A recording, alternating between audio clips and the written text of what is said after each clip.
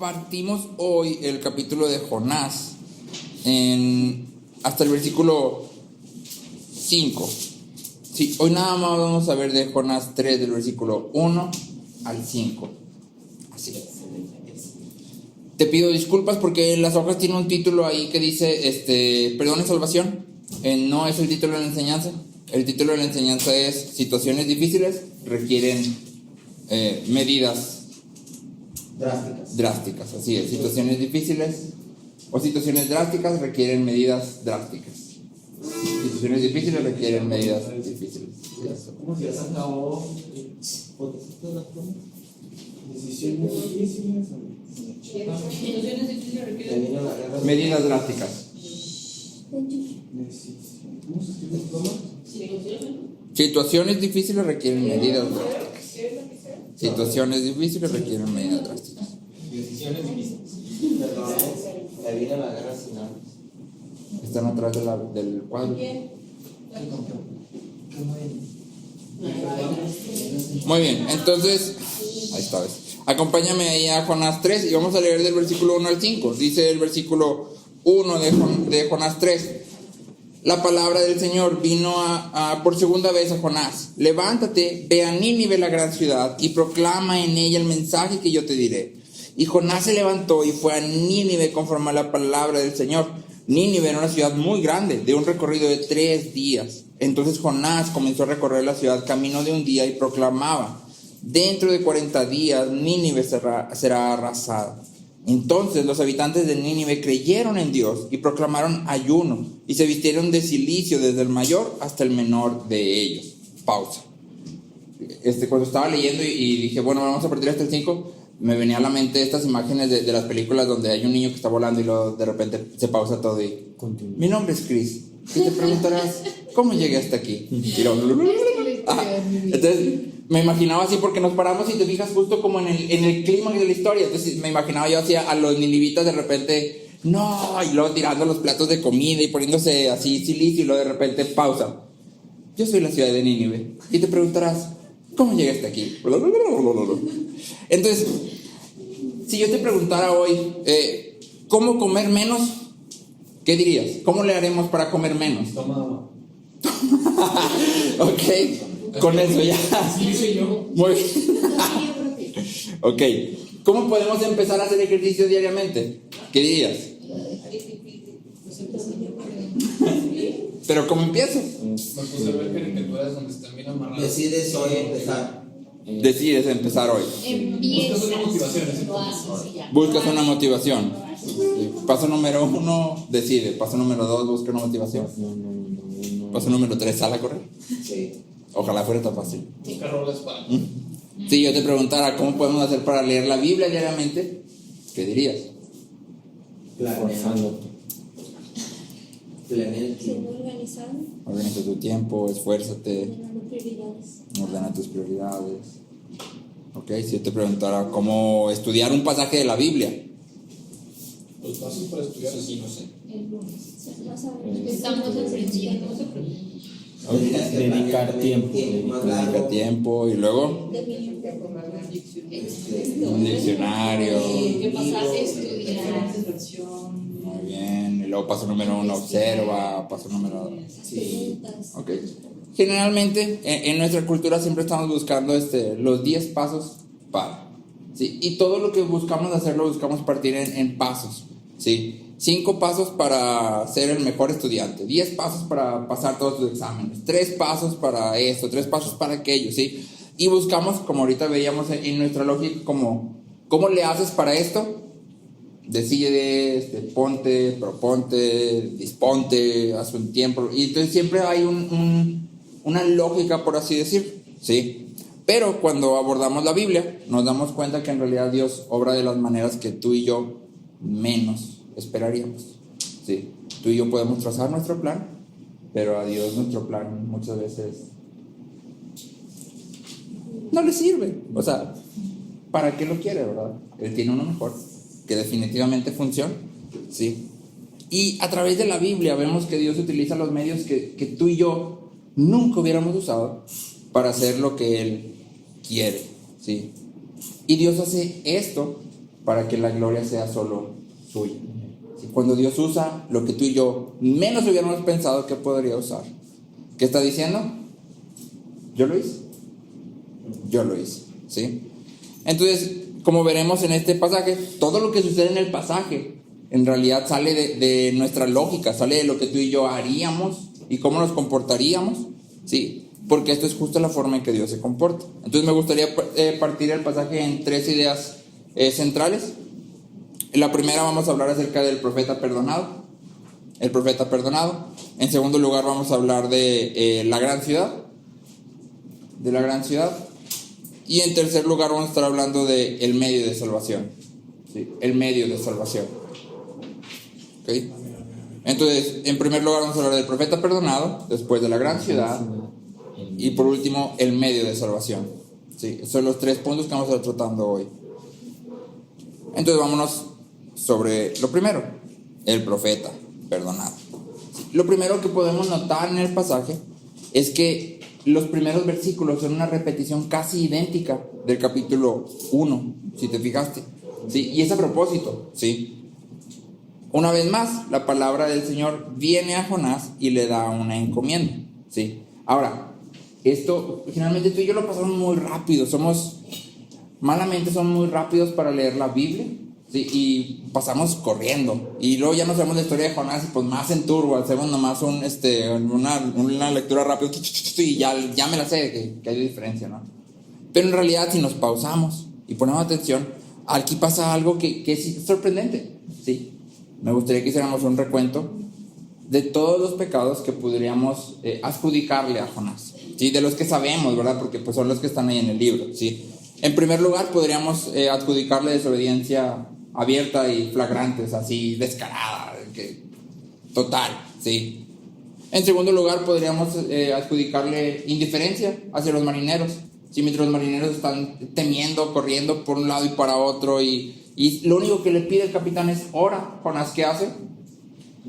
Nada, ¿sí? En tercer lugar, le podríamos adjudicar idolatría. ¿Recuerdas que veíamos que cuando le preguntan tú quién eres, lo primero que Jonás dice es: soy hebreo, ¿sí? Lo que más me identifica es mi nacionalidad, no mi Dios, no mi relación con Dios, sino mi nacionalidad. Mi ídolo es mi nación, ¿sí? Y en cuarto lugar, podríamos adjudicarle egoísmo, ¿sí? Si recuerdas, cuando Jonás ya no le queda de otra, las suertes caen sobre él, Jonás no dice: ok, fui yo, déjame aviento por la borda y ustedes van a estar bien, sino que dice: aviéntenme, ¿sí? Y como vimos, los marineros tienen miedo, porque Jonás primero presenta a su Dios: si sirvo al Dios Señor del cielo y de la tierra, entonces los marineros dicen: no, pues que a lo mejor está enojado, pero no sé si tengo derecho de aventarlo por la borda, porque si lo aviento, pues qué tal que me lo cuenta como que yo lo maté, y qué me va a hacer si es el Dios de todo el universo, ¿sí? Y sin embargo, Jonás de todas formas dice: pues aviéntame, ¿sí? Hazle como quieras, ¿verdad? ¿Sí? Entonces, no sé tú, pero cuando leemos la historia de Jonás, yo siento que no me parezco tanto, ¿no? Como que en niveles de pecadores, ¿no? Y el Jonás se andaba así como que muy mal, ¿no? Bueno, no es cierto, ya. ¿Ya en serio? Yo lo supero mucho. Todos somos Jonás, ¿sí? Ya en serio, todos somos Jonás. Generalmente cuando abordamos la historia de Jonás, y lo he escuchado de algunas personas cristianas, es como que ese Jonás era, o sea, de lo peor, de verdad. O sea, no. Así como que allá él, yo acá. Pero la verdad es que todos somos Jonás, ¿sí? Jonás es una imagen viva de todos nosotros. Tú y yo desobedecemos a Dios abierta y flagrantemente también, ¿sí? Y lo hacemos cuando la palabra nos llama a vivir de cierta forma, pero ignoramos lo que la Biblia dice, ¿sí? Ahora, ejemplos claros para no mantenernos así como que en lo abstracto, ¿sí? En primer lugar, y este es un ejemplo así al azar, Dios nos llama a cuidar de nuestro cuerpo, ¿sí? Preguntas básicas de cuidado del cuerpo: ¿cómo andamos en nuestra dieta? Dice la nutrióloga Francis: dieta es lo que comes en un día. ¿Cómo andamos en nuestra dieta? ¿Sí? ¿Estamos haciendo ejercicio? ¿Tenemos un ritmo de día y un horario saludable? ¿O le damos al cuerpo hasta que ya el cuerpo no aguante más 3, 4 de la mañana, y en la mañana pues a las 10 hay que levantarse y andamos todos ojerosos y cansados? ¿sí? Si no lo hacemos, estamos desobedeciendo abierta y flagrantemente. O sea, la Biblia nos llama, ¿sí? Otro ejemplo sería: Dios nos llama a cuidar de la iglesia, ¿sí? Preguntas básicas: ¿a quién le hemos escrito esta semana de la iglesia? ¿A quién le has mandado un mensaje durante la semana para preguntar: oye, ¿cómo estás? ¿Cómo te sientes? ¿Cómo te ha ido? ¿Quieres salir? ¿Quieres tomar algo? Vamos a juntarnos a leer algo de la Biblia. Vamos a juntarnos a estudiar algo. O te quiero conocer simplemente, porque ¿cómo voy a cuidar a alguien que no conozco? ¿Sí? Pregunta de ley: ¿estás ofrendando en la iglesia? ¿Estás dando? ¿Estás intencionalmente? No lo que me sobra. Llego a la reunión y pues traigo 10 pesos de lo que me sobró del Starbucks, pues eso le voy a echar ahí, sí, de la comida. Sí. Dios nos llama a dar. Y entonces cuando no lo hacemos, estamos desobedeciendo abierta y flagrantemente. ¿Sí? También mostramos indiferencia, igual que Jonás, hacia todos los que nos rodean cuando no predicamos el evangelio. ¿Sí? La indiferencia de Jonás fue que no hizo nada cuando todos los marineros estaban temiendo. Nuestra indiferencia es que sabemos que fuera de Cristo todos los hombres están condenados. Y muchas veces no hacemos absolutamente nada, ¿sí? Sabiendo que están condenados a la destrucción eterna, no hacemos nada. Dime si no es indiferencia, ¿sí? En tercer lugar, la idolatría y la desobediencia están íntimamente conectados, ¿sí? Porque la desobediencia no es solo una acción negativa, es decir, no solo es no hago algo, sino que también tiene un lado positivo, en donde hago algo, y ese algo que hago responde a aquello que considero más preciado para mí, ¿sí? Si desobedezco a Dios, vamos a regresar al ejemplo de la comida, y como todo lo que yo quiero y me atasco de pastel, galletas, papitas, ¿a qué estoy obedeciendo? A mi cuerpo. ¿Sí? Al placer, a que quiero satisfacer mi gula, ¿sí? Me gusta comer, y entonces ¿sí? Evidentemente estoy poniendo algo por encima de Dios, ¿sí? Entonces al desobedecer también estoy poniendo algo por encima de, y estoy cayendo en cierta forma en idolatría, ¿sí? Y somos egoístas igual que Jonás, no cuando decimos aviéntame del barco tú, ¿verdad? Pero cuando evaluamos todo en respecto a nosotros, ¿sí? Cuando las preguntas por las cuales mido mi alrededor tienen que ver siempre conmigo, ¿sí? ¿Cómo me siento para hacer esto? ¿Me siento bien? ¿Me hace sentir bien? ¿Me da paz? Y todo entonces tiene que ver conmigo, ¿sí? ¿Me están tratando igual que los demás? ¿O no me están tratando igual que los demás? Porque si no me están tratando igual que los demás, entonces seguramente algo es injusto, ¿sí? Y entonces soy egoísta cuando todo gira alrededor de mí, ¿sí? Finalmente, todos somos Jonás, pero es justo esto, es justo el hecho de que Jonás es todos nosotros al mismo tiempo, lo que hace esta porción, estos pequeños versiculitos del principio, algo increíble y esperanzador. ¿Por qué? Porque a pesar de toda la desobediencia de Jonás, ¿sí? Y de que en realidad aún Jonás no entendía la gracia de Dios, porque no es que aquí Jonás ya cambió, ¿sí? Aún le falta, ¿sí? Aún a pesar de todo esto, Dios no cambia de profeta, ¿sí? Dios no levanta a otro y dice: ok, Jonás, estás perdonado, ¿sabes qué? Pues le dije al pez que te dejara de vuelta en Israel, vete a tu casa. Ya le hablé a Amós, él sí entiende de lo que estoy hablando, entonces Amós va a ir a Nínive y él va. No dice eso, ¿sí? Dios no dice: ok, ya estamos reconciliados, pero pues que la confianza se tiene que recuperar, Jonás, es que eres muy desobediente, la verdad, y pues no puedo confiar en ti para que vayas a Nínive, porque pues mostraste que no eres una persona. Dios no dice nada de eso, ¿sí? ¿Por qué? Porque el perdón de Dios no solo implica reconciliación, sino también implica recomisión, ¿sí? Dios toma a Jonás, trata con él en el vientre del pez, y luego, aunque no ha terminado de tratar con Jonás, va y le vuelve a decir: oye, Jonás, te dejé una tarea y te la vuelvo a dejar. Tienes que ir a Nínive, ¿sí? El llamado de Jonás no se pierde, y esto es cierto también para nosotros. Cada vez que salga nuestro Jonás interior, ¿sí?, podemos venir con humildad y en arrepentimiento ante Dios y confiar en que Él borra nuestras transgresiones por amor de su nombre y que no se acordará más de nuestros pecados. Y aquí encontramos lo primero que va en contra de nuestra lógica. No sé si tú has escuchado esta cuestión de perdonar no es olvidar. Y entonces la enseñanza básicamente corre, perdona a las personas, pero pues no, o sea, no se trata de olvidar. Hay que seguir trabajando y pues hay que recuperar y sí. Pues eso no es lo que Dios está mostrando. Sí. Tal cual en el versículo que te leí dice, no se acordará más de nuestros pecados. Y no se acordará más de nuestros pecados. ¿Sí? Perdonar implica ya no traer a mente la ofensa. Y esto es modelado por Dios. ¿Sí? Perdonar implica ya no traer a mente la ofensa. ¿Sí? Obviamente esto no significa que si no se te ha olvidado no has perdonado, sino más bien significa que tú no la vas a estar cada vez que veas a esa persona, agarras el pensamiento y lo pones enfrente y entonces actúas en base a ese pensamiento. ¿Sí? Porque no tenemos el poder, no sé si alguno tiene el poder aquí de olvidar a voluntad situaciones. No tenemos esa habilidad, pero la habilidad que sí tenemos a través del Evangelio es la de hacer a un lado la ofensa. Pasó, pero no es lo que domina mi relación con la persona. ¿Sí? No es lo que marca la forma en que yo me comporto. ¿Sí? Y lo increíble de toda esta historia de Jonás, que otra vez es diferente de ti y de mí, cuando tú y yo le pedimos algo a una persona y esa persona nos queda mal, así mal como Jonás, ¿le volvemos a pedir a esa persona? No. Que dices, no, ya no le pido nada, ¿verdad? No se puede confiar en fulanito. Gracias a Dios que Dios es Dios y no se comporta así.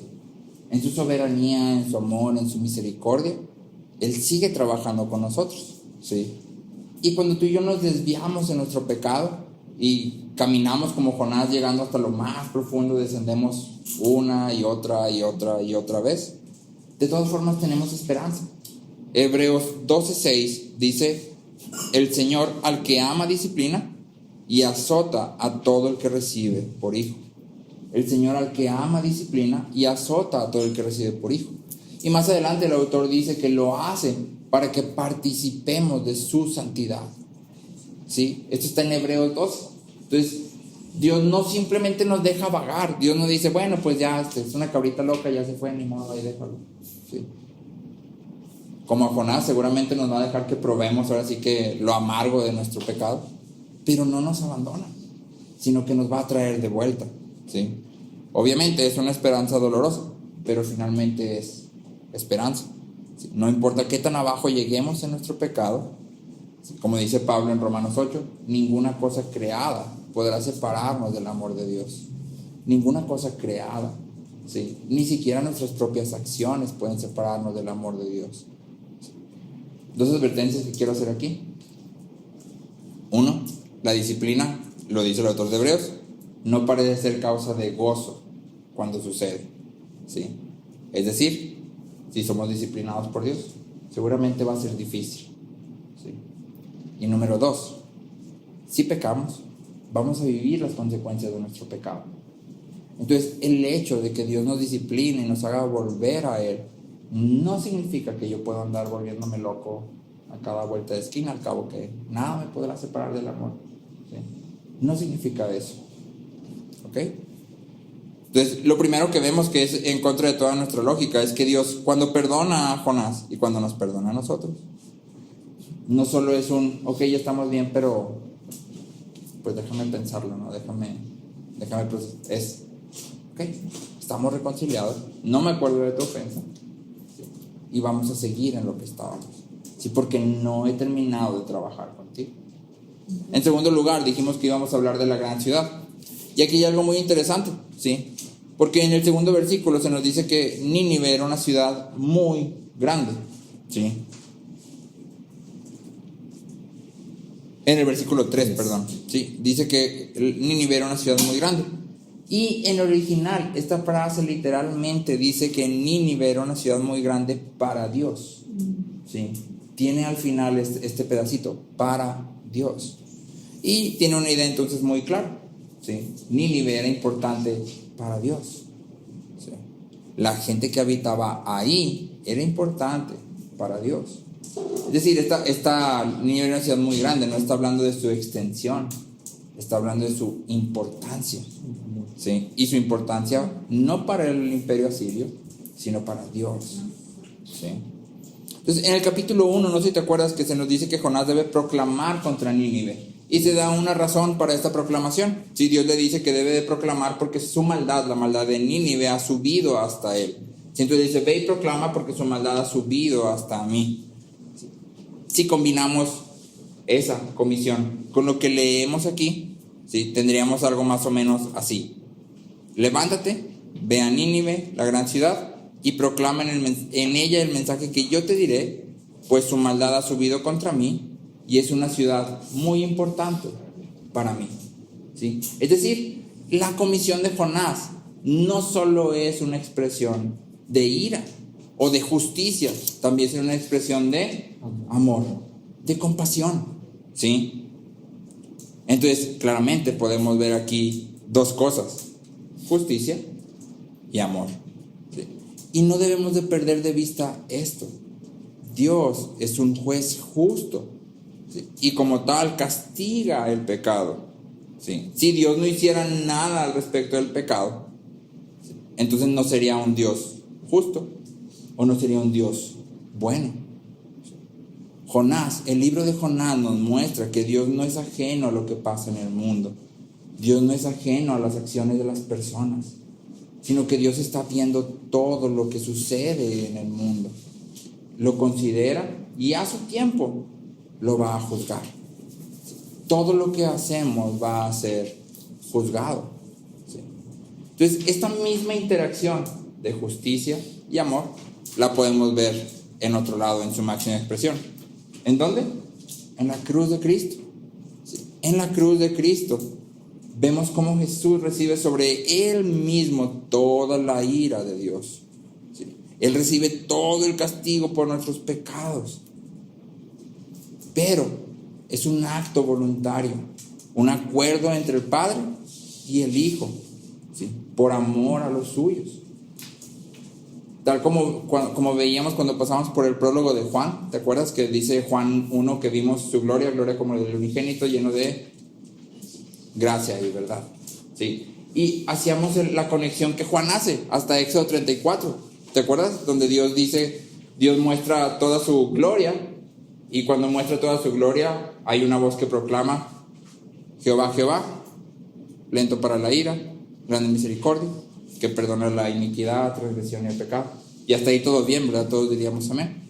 Pero luego a continuación dice, ¿sí?, y que no tendrá por inocente al culpable. Entonces, esa es la gloria de Dios, que al mismo tiempo puede no tener por inocente al culpable y perdonar la iniquidad, la transgresión y el pecado. ¿Cómo? A través de Cristo, exactamente. A través de Cristo castiga al culpable, ¿sí?, castiga nuestro pecado y nos extiende perdón. ¿Sí? La cruz de Cristo es la expresión máxima de amor y justicia de Dios. ¿Sí? Y es la cruz de Cristo, es su sacrificio lo que llama a todos los hombres al arrepentimiento. Hay una sola forma de escapar del juicio. ¿Cuál? El sacrificio de Cristo. Es la única forma en que tú y yo podemos escapar del juicio de Dios. ¿Sí? Y es por eso que tenemos que tomar la decisión hoy de venir a Cristo. ¿Sí? Y hago énfasis aquí en esto: venir a Cristo, creer en su sacrificio, ¿sí?, poner nuestra fe en Cristo. No es nada más un acto sí creo, no es un acto de intelecto nada más. ¿Sí? Creer en Cristo, venir a Cristo, implica rendir toda nuestra vida, vivir conforme al Evangelio. Ser justificados implica ser santificados. Si no hay justificación, no hay santificación. Pero si no hay santificación, no hay justificación. Si no hay justificación, no hay santificación. Pero si no hay santificación, evidentemente no hay justificación. No podemos separar estas dos. Apocalipsis 20 es un pasaje bastante interesante. Y te voy a leer unos pedacitos cortados. Estoy leyendo Apocalipsis 20 del 11 al 15. Y me gustaría que pusieras atención sobre todo a lo que se habla acerca de los libros. ¿Sí? Dice el versículo 11: vi un gran trono y aquel que estaba sentado en él. También vi a los muertos, grandes y pequeños, de pie delante del trono. Y los libros fueron abiertos. Y otro libro fue abierto. Entonces tenemos unos libros y el libro. ¿Sí? Unos libros y el libro. Y luego dice, este otro libro es el libro de la vida. Otros libros, libro de la vida. ¿Sí? Dice, y los muertos fueron juzgados por lo que estaba escrito en los libros según sus obras. ¿Sí? ¿En base a qué fueron juzgados los muertos? Según sus obras. Todos los muertos, en esto estamos también tú y yo. Todos los muertos fueron juzgados en base a sus obras. Pero lo adelantito dice, y fueron juzgados cada uno según sus obras. Y el que no se encontraba inscrito en el libro de la vida fue arrojado al lago del fuego. ¿Sí? Entonces dice, fueron juzgados según sus obras, pero el que no se encontraba inscrito en el libro de la vida, ese era el que era echado al lago del fuego. ¿Qué nos está queriendo decir Juan? Que si estás en el libro de la vida, tus obras van a reflejar que estás en el libro de la vida. ¿Sí? Obras malas o nada de fruto implica por defecto que no estás en el libro de la vida. ¿Sí? Estar en el libro de la vida produce fruto. ¿Sí? Entonces todos nosotros vamos a ser juzgados no nada más en base a lo que decimos que creemos. No, yo creo en Cristo. Sino que va a haber varios libros. Y los libros van a tener nuestras obras y nuestro nombre. Espero. ¿Sí? El infierno es un lugar real. Uno que Jesús mismo describe como un lugar de tanto horror que las personas llorarán y rechinarán los dientes. Este es el castigo justo por nuestro pecado. Por nuestro pecado contra el único creador y Dios. Pero Dios en su amor nos extiende gracia y nos llama al arrepentimiento. ¿Sí? Y por eso Pedro dice, por tanto, arrepiéntanse y conviértanse para que sus pecados sean borrados. Arrepiéntanse y conviértanse. ¿Sí? Y me gustan las dos palabras que usa Pedro: arrepiéntete y conviértete. ¿Sí? No te quedes nada más en me siento bien culpable, sé que... No, arrepiéntete y conviértete para que tus pecados sean borrados. ¿Sí? Y entonces aquí vemos otra vez algo que va en contra de toda nuestra lógica. ¿Sí? Uno diría, pues es que yo tengo que hacer obras, ¿sí?, para poder ser salvo. Ya sé que nadie diría eso aquí, pero finalmente muchas veces lo pensamos. Muchas veces lo pensamos, está como en el fondo de nuestra mente, está en nuestro corazón. Tengo que portarme así, tengo que hacer esto, tengo que hacer aquello, ¿sí? Tengo que vivir como cristiano y todo esto lo tengo que hacer para ser santo. Y nos ponemos bíblicos, ¿no? Ser santos porque yo soy santo. Sin santidad nadie verá al Señor. Y entonces ahí ando 10 pasos para ser santo y estoy con mis 10 pasos de santificación. Pero finalmente Dios dice que no es solo nuestras obras. Sí, en realidad el veredicto final se da en base a el libro de la vida, ¿sí? Porque es el Espíritu de Dios en nosotros el que produce las buenas obras.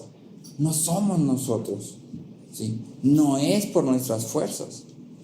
Alguna vez escuché un predicador que hacía la pregunta, ¿qué dirías tú si te preguntan, ¿tengo que dejar de fumar para ser cristiano? ¿Tú qué dirías? ¿Sí? ¿Tengo que perdonar a fulanito, manganito y sutanito para ser cristiano? Sí, ¿no? ¿Tengo que? dejar de robar para ser cristiano? No. O sea, Para pero... los dejas de robar no quiero. Pero porque ya soy cristiano. Exacto, esa es la diferencia. No tengo que hacerlo para ser No cristiano, tengo que hacer nada. sino porque he sido salvo, lo voy a dejar de hacer. Sí. Sino porque he sido salvo, lo voy a dejar de hacer. La consecuencia Sí. es... Exacto. La santificación fluye de la justificación, no al revés. No soy justificado porque soy santo. Sí. Soy santo porque soy justificado. ¿Sí? La santificación fluye de la justificación. ¿Sí? Y esto está al revés. ¿Sí? ¿A quién lo declaran primero justo y luego lo hacen justo? Te declaro inocente y sales y matas a 20,000 personas. Eres inocente. A nadie va. Pero así hace Dios. Primero nos justifica y luego nos santifica. ¿Sí? Y Él lo hace todo. En tercer lugar, me gustaría hablar, como te dije, del medio de salvación. ¿Sí? Y en realidad este es el énfasis de estos primeros 5 versículos. ¿Sí? En la historia del Éxodo, estábamos viendo hace poquito en la escuela, Dios trae plagas sobre Egipto, abre el mar rojo. Yo les preguntaba a los niños en la escuela, ¿cómo te imaginas? No me cabe en la cabeza. ¿Cómo te imaginas que se vería una columna de nube? O sea, literalmente una columna de nube desde donde estaba el pueblo hasta el cielo. Y que en la noche esa columna de nube se convirtiera en una columna de fuego. ¿Cómo te imaginas que se vería eso? Se ha visto como algo así, no sé, impresionante, debe haber sido increíble, ¿sí? En la historia del nacimiento de Jesús vemos que hay ángeles que aparecen para decirle a los pastores, hey, ¿qué están haciendo? Y hay una estrella que guía a los sabios hasta donde está naciendo Jesús, ¿sí? Y es obvio a través de toda la Biblia que Dios puede hacer todo lo que Él quiera, ¿sí? Y puede realizar unas muestras increíbles de su poder para hablar a los hombres. Entonces Dios, en la historia de Jonás, ve a Nínive y dice, Nínive es muy importante para mí. Y ve su maldad y dice, tengo que hablarles, ¿sí? Y me gustaría hacer una pausa aquí y recordar lo que sabemos acerca de Nínive y del imperio asirio, ¿sí? Recuerda que Nínive era una de las ciudades más importantes del imperio asirio, que había sido convertida en la capital no mucho antes del ministerio de Jonás, ¿sí? Y lo que sabemos es que los asirios eran conocidos por su crueldad extrema, su crueldad inhumana, y que era algo de lo que ellos se enorgullecían, ¿sí? En la primera sesión te leía un poco acerca de los registros que existen, que los reyes mandaban a hacer. O sea, esto era como que si eras un rey asirio tenías un registro de todas las crueldades que habías hecho, ¿sí? Y entonces existen registros que hablan acerca de cómo desmembraban a sus rivales en las guerras, y les dejaban solo un brazo, y luego con el brazo hacían como que decían adiós, y luego ya lo mataban, ¿sí? Hablan acerca de cómo despellejaban a los soldados, los despellejaban mientras estaban vivos, y luego colgaban las pieles de todos los enemigos en las paredes de la ciudad para que todo el mundo los viera. Cortaban las cabezas de algunos y obligaban a esposas, hijos y amigos a llevar las cabezas de esas personas en lanzas mientras marchaban a su esclavitud, ¿sí? A su exilio. Cortaban lenguas de prisioneros vivos, quemaban a los jóvenes vivos. Asiria era un imperio que se enorgullecía de su crueldad. Y no hace mucho hablábamos de que era tanta la crueldad que Asiria, de hecho, hubo un momento en el que no tenía que pelear, simplemente amenazaba. Oye, pues o te rindes o nos peleamos, tú sabes, ¿sí? ¿Y qué hacían los reinos? No, me rindo. O sea, de enfrentarme, de arriesgarme a todo lo que tú haces, a rendirme, mejor me rindo, ¿sí? El imperio asirio, además de todo esto, había comenzado a exigir un pesado tributo a Israel, ¿sí? Y siguió amenazando al reino del norte durante la vida de Jonás. Y de hecho sabemos que fue el imperio asirio el que llevó a Israel a la extinción, ¿sí? Pero además de esto, Asiria era un reino altamente idólatra y politeísta. La misión del rey asirio era extender su reino hasta los confines de la tierra, a fin de que todas las naciones reconocieran la soberanía de su Dios, que se llamaba Asur. ¿No te suena esto muy parecido a lo que el pueblo debía de hacer? El rey asirio debía extender su dominio en toda la tierra para que todos dijeran, Asur es el único Dios soberano de todo el mundo. El pueblo de Israel está llamado a ser un pueblo que anunciara las buenas nuevas de Dios, que todo el mundo lo viera y dijera, ese es el único Dios verdadero. Entonces Asiria no nada más era un oponente o era el enemigo o el némesis político de Israel, sino que también era el némesis teológico, ¿sí? Entonces ¿qué harías tú? ¿O qué haría yo? ¿O qué haríamos nosotros si fuéramos Dios y queremos hablar a esta nación? Y que nos escuchen, ¿verdad? No solo queremos hablar, sino que queremos hablar y que nos oigan, ¿sí? ¿Qué harías? Dios decide sacar su arma secreta a Jonás, el profeta que no entendía nada de nada, nada de nada, ¿sí? Pero por todo lo que Jonás hace mal, hay una cosa que hace bien, ¿sí? Jonás va a Nínive conforme a la palabra del Señor y proclama el mensaje que Dios le da. Se nos dice muy poco acerca de la forma en que Jonás predicó.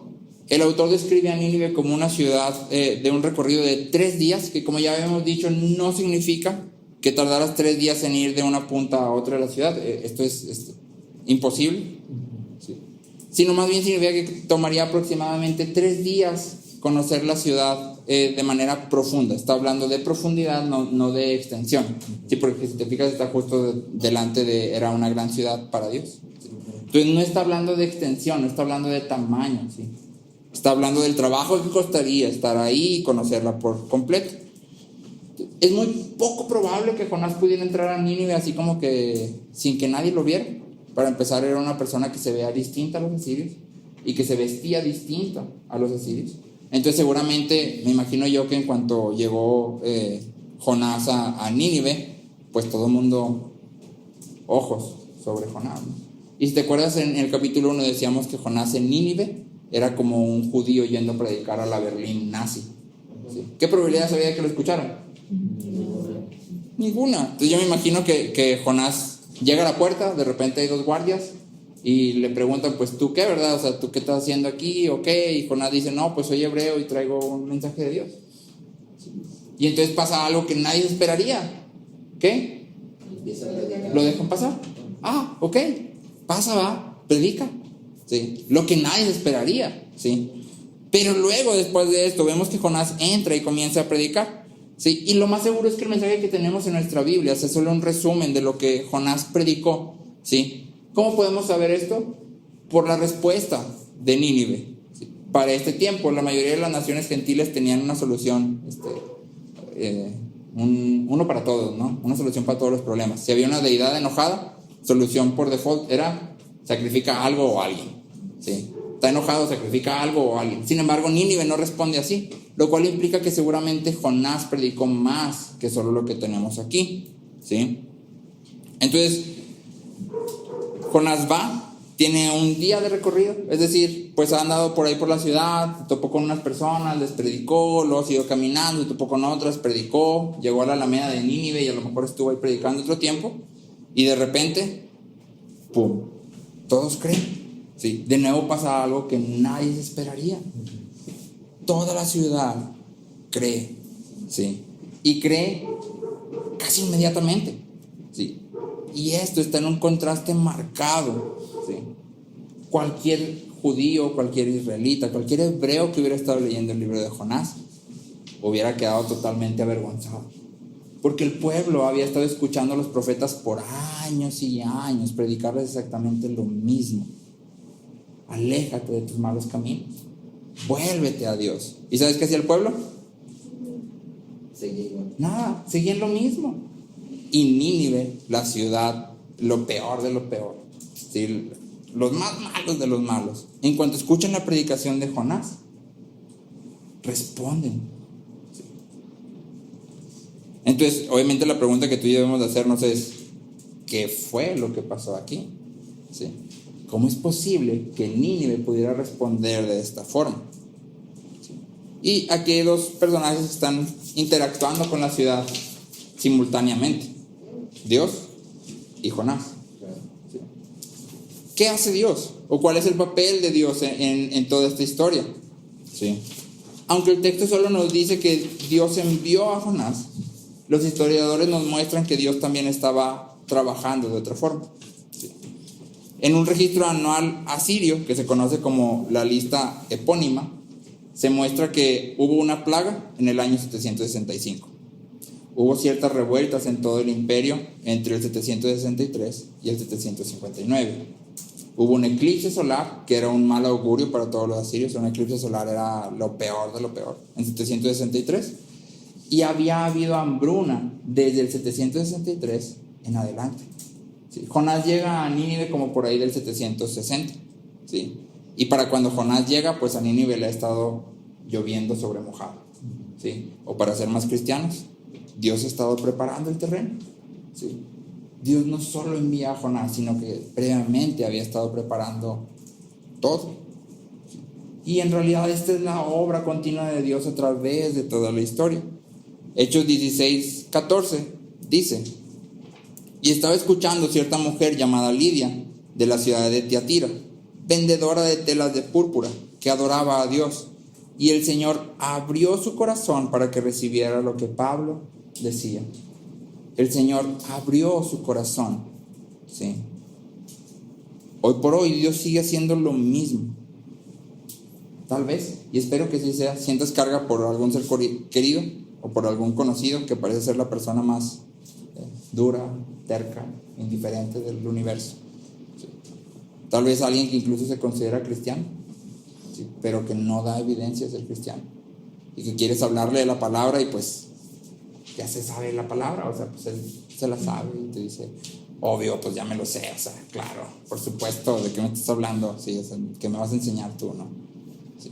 O puede ser el extremo opuesto. Tal vez hay una persona que conoces que vive, ¿sí?, en oposición total a la palabra de Dios y piensa que no tiene ninguna necesidad, ¿sí?, que está bien dentro de sus propios estándares y que no importa cuánto le hables, pues no escucha o simplemente no quiere saber. Si abiertamente te dice, a mí no me digas nada de eso, tú lo tuyo, yo lo mío, cada quien bien va, ¿no? Y lo que Jonás nos enseña, o el libro de Jonás nos enseña, es que no debemos desesperar, ¿sí? A su tiempo Dios hará la obra, ¿sí? Tal como Jonás en el capítulo 2, todos como creyentes confesamos, la salvación es del Señor.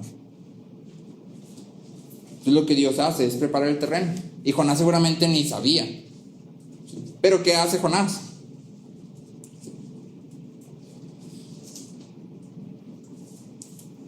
Es otra vez asombroso que Dios decida usar a Jonás, porque Jonás no entiende absolutamente nada de la gracia de Dios todavía. Y Dios elige usar a Jonás porque al mismo tiempo que está predicando a Nínive, al mismo tiempo que está advirtiendo a Nínive, está trabajando en Jonás, ¿sí? Dios está haciendo ambas cosas al mismo tiempo, en su soberanía, en su poder, está haciendo ambas cosas, ¿sí? Y esto nos da esperanza, porque nos enseña que no tenemos que ser perfectos para predicar el evangelio, ¿sí? Si tuviéramos que ser perfectos para predicar el evangelio, pues ya marchamos, ¿verdad? Y no tenemos que saber y entender todas las doctrinas del cristianismo para que nuestro evangelismo sea eficaz, ¿sí? Sin embargo, hay algo que sí debemos de hacer y que es justo lo que Jonás hace. ¿Qué? Predicar fielmente, predicar la palabra de Dios, ¿sí? Pablo dice en Romanos 10, te resumo la serie de preguntas de Pablo: ¿cómo invocarán el nombre del Señor si nadie les predica? ¿Cómo invocarán el nombre del Señor si nadie les predica? Y hace una conexión ahí tajante, ¿sí? La predicación es el medio por el cual los hombres invocan el nombre de Jesús para salvación. Sin predicación, los hombres están perdidos y condenados. Predicar el evangelio debe de ser un tema de urgencia para todo creyente, y de esto nos habla el pastor Marcos el domingo, ¿sí? Aquel que ha probado la gracia de Dios va a tener una urgencia por dar la gracia de Dios, ¿sí? Obviamente la pregunta es, ¿qué es predicar fielmente? ¿Sí? Y me gustaría simplemente abordar 5 características de una predicación fiel, desde un versículo que estábamos viendo el lunes, y está en 2 de Timoteo 4, versículo 3. 2 de Timoteo 4, versículo 3.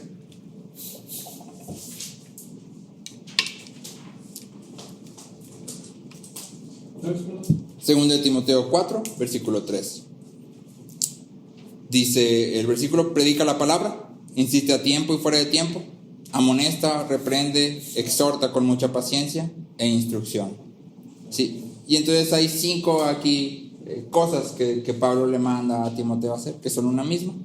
¿sí? Y lo primero que le dice es predica la palabra, es decir, predica la Biblia.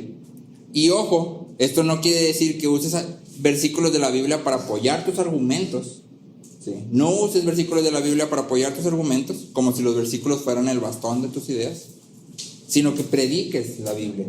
Predica lo que la Biblia dice, ¿sí? Hace tiempo escuché a una persona que estaba hablando acerca de que debemos de cuidar nuestra salvación, no sea que la vayamos a perder y que seamos condenados. Y el predicador lee la historia de la negación de Pedro. Todos conocemos la historia de la negación de Pedro, ¿verdad? Sí. 3 veces Pedro niega a Jesús. Y el predicador terminó diciendo, utilizando esta historia, que Pedro estuvo así, de perder su salvación. Así, o sea, un pelito más y sí, no, por una nada, sí, estuvo a punto de perder su salvación. ¿Usó la Biblia? Sí, la usó, la citó y leyó varios versículos, ¿sí? ¿El predicador usó la Biblia? Sí. ¿Predicó la Biblia? No. ¿Sí? En el Evangelio de Lucas, Jesús le dice a Pedro, hablando de esto mismo: yo he rogado por ti para que tu fe no falle. Y tú, una vez que hayas regresado, fortalece a tus hermanos.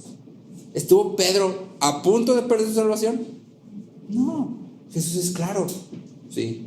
Vas a ser zarandeado, pero cuando regreses, porque vas a regresar, fortalece a tus hermanos. ¿Sí? Entonces tú y yo tenemos que tener cuidado. Usar versículos bíblicos no es lo mismo que predicar la Biblia, ¿sí? Y nuestro llamado es predicar la palabra, ¿sí? En segundo lugar, se le dice a Timoteo que debe predicar con persistencia, ¿sí? Es decir, debe de predicar a tiempo y fuera de tiempo, ¿sí? Y otra vez, a tiempo y fuera de tiempo no es un permiso para ser imprudentes o insensibles, sino que más bien es un llamado a estar siempre preparados para predicar el Evangelio. Ya sea que estemos en nuestro mejor momento o en nuestro peor momento, tú y yo debemos estar siempre preparados, ¿sí? Dispuestos. En tercer lugar, se dice que debe amonestar, reprender y exhortar, ¿sí? Otra versión dice, usa argumentos, reprensiones y ruegos. Usa argumentos, reprensiones y ruegos.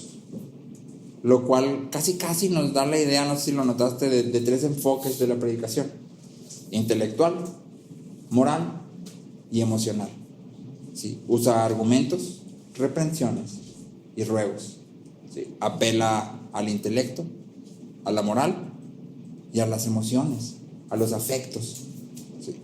Entonces tú y yo debemos de aplicar la palabra de manera relevante a la vida de las personas de las que estamos predicando, ¿sí? Específicamente a cada individuo la palabra debe ser aplicada de una manera que la pueda entender, ¿sí?